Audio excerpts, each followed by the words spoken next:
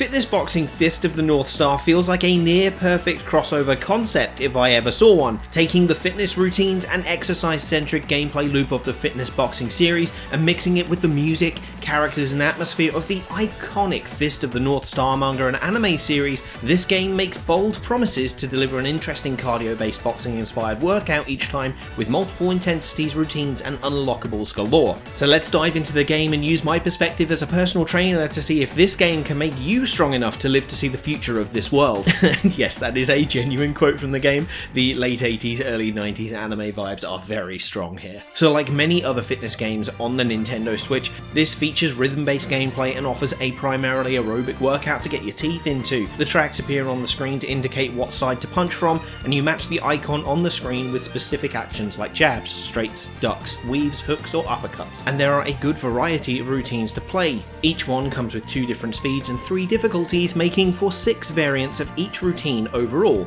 The game offers to teach you each time a new move appears, and there is a simple tutorial section that is easy to revisit and gives you ample opportunity to brush up on your skills. And this is good because the Fitness Boxing series is actually pretty self-directed, as those who have played the first 2 would know. Because of how the Joy-Cons actually register movement, you don't have to do that specific move, you just need to move through a specific range of motion in order to get it to trigger. You can literally just shake it like a maraca at the right time if you were so inclined, but that would ultimately defeat the point of the workout. So therefore, to get the most efficiency out of your workout, you need to have the discipline to perform the moves properly. And as long as you keep that discipline up, there is a decent variety of boxing style moves here and various ways to structure your workouts. The game features a daily workout mode where you input your own goals and it calculates a workout based on what you need and can remove movements or auto-score movements if you're injured or cannot perform them properly for whatever reason, which is very neat. It functions exactly the same as in Fitness Boxing 2, as does the free workout mode. This lets you select your own workout, pick the music, the locations, the routines,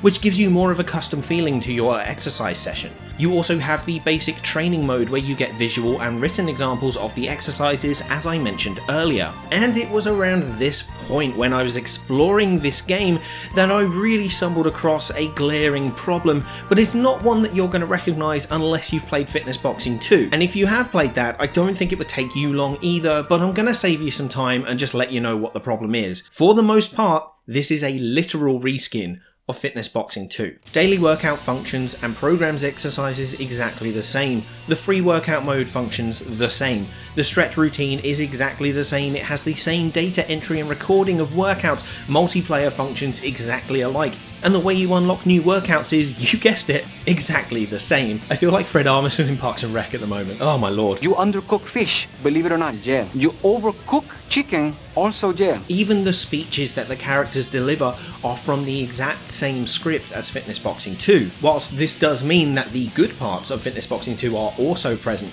stuff like your good accessibility options, your fantastic variation in intensities of workouts, and the expansive achievement list. The prime issue we face here is that there isn't a lot of new stuff for people who have already purchased Fitness Boxing 2 to get their teeth into, and it does feel pretty lazy, unfortunately.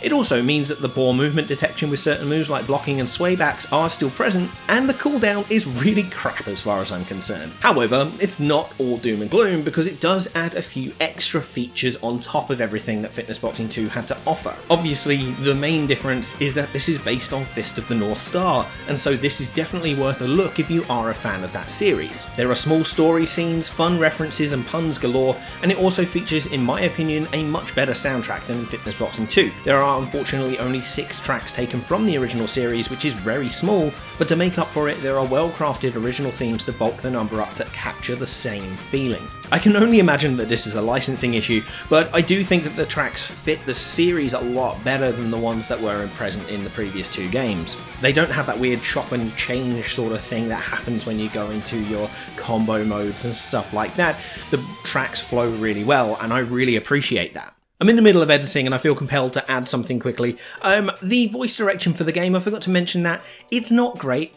I don't usually comment on the voice direction for games, but it really does sound poor in this. There's a lot of weird accenting, certain sentences are broken in half and don't really work properly, especially when you've got the commands from your other characters in the battle mode, and they just kind of squish different voice lines together to make it sound like a command, and it just sounds awful, and it's a bit off-putting when you are working out, in my opinion. A little, obviously, you know, there's a personal opinion there, and I think that they could have done better with the voice direction for this game, especially considering such an iconic franchise. You also can't change from English to Japanese, which means that some of the iconic voice lines like "Omae wa Shindoru," that's not available in the game, which is a little frustrating. I hope they add that in a future update, but I don't think it's going to change the English voice lines at all. They should have taken more care with it. So it's got the good music going for it, although that is pretty subjective.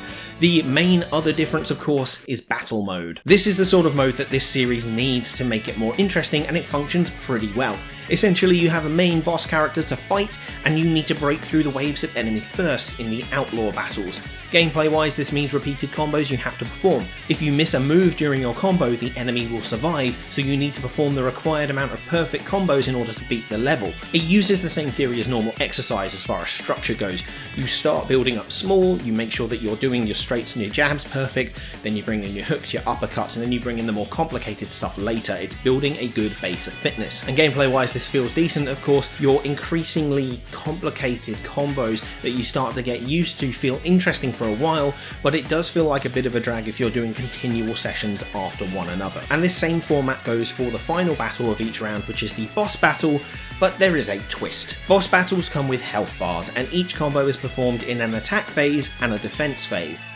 Their health will go down if you perform a perfect combo during an attack phase, however your health will drop for every move that you miss during a defense phase.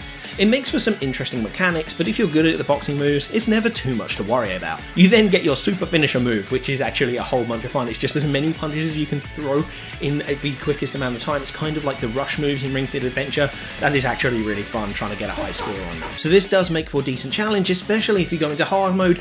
However, it is a little bit repetitive after a bit of time, but also kind of frustrating to see the lack of forethought as far as the combos go. You do the exact same combo for attack as you do for defense. It would have been much cooler if your defense combos featured more of the ducking, weaving and blocking moves to make it feel more interesting.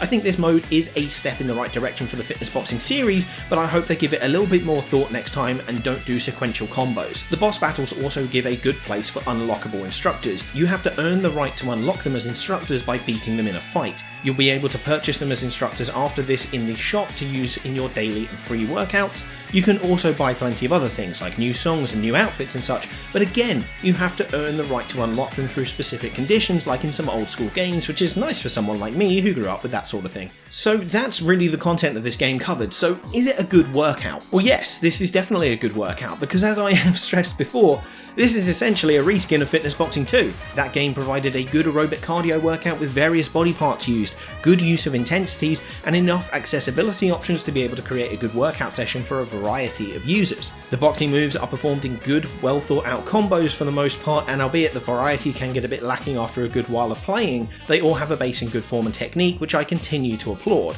As a personal trainer, I definitely recommend this as a good home workout option, however I cannot in good consciousness do that without a caveat. You see, if you already own Fitness Boxing 2 and you are happy with the content provided in there, I do not see any reason for you to need to upgrade to this version. Yes, I think the music's better, but as I said, that is subjective. It's got fun characters, cringy anime dialogue, and the battle mode, which are all worth a little look in for fun, but if you're just going for the workout and you've got Fitness Boxing 2 or even number 1, it's definitely not worth full price. However, if you are new to the series, you're thinking about picking up a Fitness Boxing game, and you don't know which one to go for, this is the best version so far because it has extra content, and I think the unlockable structure is a bit better. It's a bit of a weird one to say, but essentially whether I recommend it or not is based on your previous purchase history. So that's what I think of Fitness Boxing Fist of the North Star. I think it's definitely got some good potential, some good additions, but not worth the upgrade if you're happy with Fitness Boxing 2. Now, if you've already got the game, let me know in the comments what you love about it, and if you are thinking about buying the game, let me know what you want to know about the game. If there's anything I can help with, I'll do what I can. Thank you so much for watching, and thank you to my patrons like Rain and Sick Hippie for the amazing support that they give through Patreon. And I'll end with saying that this title does give me hope for future fitness boxing games, but I do think that is a story for another time. Now, I'm Master Trainer Peter, of course, and I'm really excited as well about a new upcoming fitness game called Fitness Circuit. If you're interested in that, click on the video in the end card now.